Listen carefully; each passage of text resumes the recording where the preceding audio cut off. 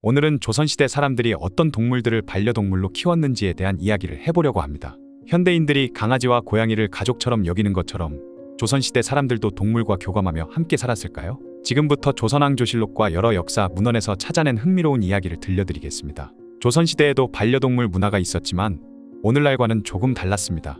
먼저 알아두셔야 할 것은 당시의 반려동물 문화는 주로 왕실과 양반층의 전유물이었다는 점입니다. 일반 백성들은 먹고 살기도 힘든 상황에서 반려동물을 기르는 것 자체가 사치로 여겨졌죠.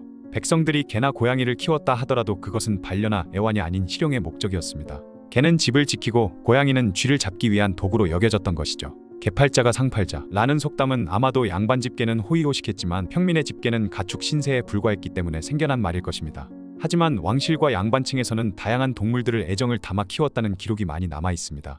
조선 왕들 중에는 동물을 특별히 아꼈던 인물들이 많았습니다. 그 중에서도 연산군은 동물에 대한 관심이 남달랐는데요. 연산군은 궁궐 안에 사냥개를 많이 길렀고 때로는 조회 시간에 개들이 함부로 드나들기도 했다고 합니다. 연산군은 친혈할 때에 군졸 10명이 응방에 사냥개 10마리를 끌고 어가를 호위하라 라고 명하기도 했죠. 또한 그는 내정에 항상 강아지 한 마리를 길렀는데 그 턱 밑에 방울을 달아 강아지가 놀라 뛰는 모습을 보며 재미를 느꼈다고 합니다. 하지만 연산군의 광기는 동물들에게도 미쳤습니다. 연산군 10년에는 호랑이, 표범, 곰 등을 산채로 잡아다 후원에 가두고 고기를 먹이며 구경하거나 친히 쏘아 죽이는 것을 즐기기도 했죠. 반면 숙종은 진정한 반려동물 주인의 모습을 보여주었습니다. 숙종은 금빛 고양이 금손을 매우 아꼈는데 밥상 옆에 앉혀놓고 고기 반찬을 손수 먹였다고 합니다. 더 놀라운 것은 금손이가 숙종이 세상을 떠나자 식음을 전폐하다 죽었다는 사실입니다.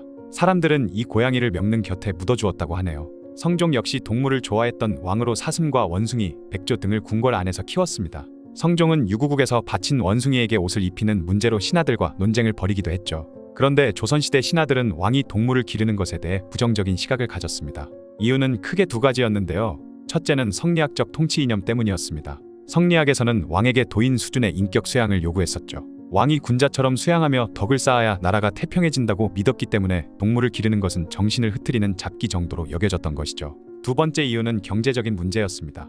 농본주의 사회였던 조선에서 애완동물은 귀중한 곡식을 축내는 존재로 여겨졌는데요. 태종시대에 일본에서 선물 받은 코끼리는 하루에 콩을 엄청나게 먹어치웠다는 기록이 있습니다. 심지어 가뭄이 들면 왕이 애완동물을 기르는 것과 연관짓기도 했죠. 성종 17년 경연에서 정호품 신종호는 성종이 사냥용 매를 기르는 것이 못마땅했었는지 전하께서 해청을 기르고 철망으로 새장을 만들어 드리게 하심은 완호하는 일의 뜻을 두심이니 어찌 하늘을 공경하고 걱정하며 근면하는 데 있어서의 성실함이라 하겠습니까? 라며 은근히 가뭄의 책임이 왕에게도 있다고 비난했습니다. 이에 성종은 재변이 오는 이유야 내가 덕이 없어서 그렇지 어찌 해청에 소치이겠는가?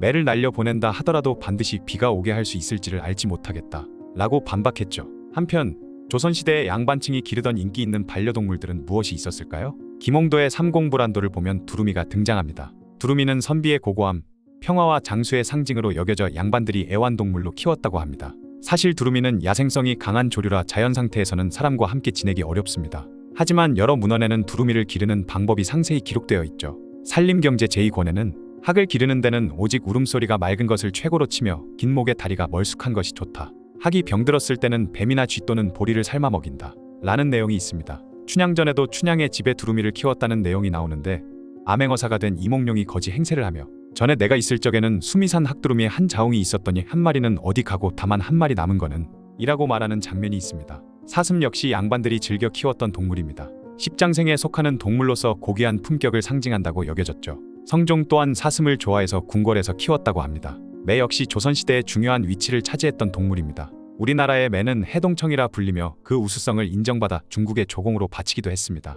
조선시대에는 내응방이라는 관청을 두고 매를 잡고 관리했을 정도로 중요시되었죠. 무신들과 사냥꾼들은 매를 길들여 사냥에 활용했습니다. 그러나 무신들은 취미로, 사냥꾼들은 생계를 위해 매를 길렀다는 점에서 차이가 있었죠. 조선시대 백성들은 주로 실용적인 목적으로 동물을 키웠습니다. 개는 집을 지키기 위해, 고양이는 쥐를 잡기 위해 길렀죠. 조선 전기 문인 권오무는 충묘설에서 고양이를 기르게 된 경위를 설명하며 고양이가 쥐를 잡기 위한 도구로 사용되었다는 점을 언급했습니다. 하지만 일부 기록에 따르면 백성들 중에도 금붕어, 오리, 거위, 원앙 등을 기르기도 했다고 합니다. 산림경제에는 꿩, 물오리, 원앙 등 야생 조류의 알을 주워다 달객에 품게 해서 부화시키는 방법도 소개되어 있죠. 물론 이러한 동물들도 대부분은 식용이나 다른 실용적 목적이 있었을 것으로 보입니다. 조선의 국왕에게는 외국에서 진귀한 동물들이 선물로 바쳐지기도 했습니다. 원숭이, 코끼리, 낙타, 앵무새 등이 대표적인 예였죠. 태종 11년에는 일본에서 코끼리를 선물 받았는데 이 코끼리는 하루에 콩 4마리에서 5마리를 먹어치웠다고 합니다. 안타깝게도 이 코끼리는 자신을 놀린 사람을 밟아 죽인 후 귀향을 가 전국을 떠돌다 세종 때 죽었다고 하죠. 중국의 사신으로 간 사대부들은 이국의 동물들에 대한 기록을 많이 남겼는데 재주를 부리는 곰과 개, 말하는 앵무새, 유리병에 금붕어를 넣어 키우는 풍속 등이 자세하게 기록되어 있습니다. 예나 지금이나 동물을 기르는 이유 중 하나는 정서적 교감일 것입니다. 다산 정약용의 시 산거자풍 20수 중에는 고양이도 오게 하여 이마를 쓰다듬으며 자애로운 불심으로 손자처럼 대한다네 라는 대목이 있습니다. 이응이는 강아지 2마리를 얻고 라는 시에서 강아지에 대한 애정을 표현했습니다. 개는 무심한 동물이 아니니 닭 돼지와는 비길 수 없어라 라고 시작하는 이 시는 개가 주인을 알아보고 반기며 재주가 민첩하다는 등 개의 특성을 찬양하고 있는데요.